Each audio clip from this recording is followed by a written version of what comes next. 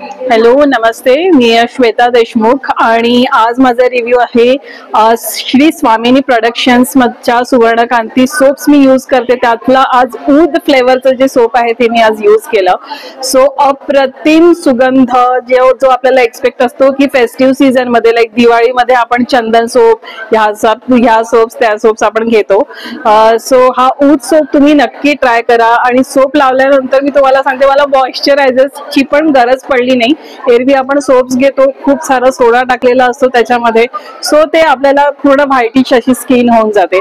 So मला ऊद soap प्रचंड आवडलेला आहे. सो मस्ट बाय आणि best best best production ever. Thank you.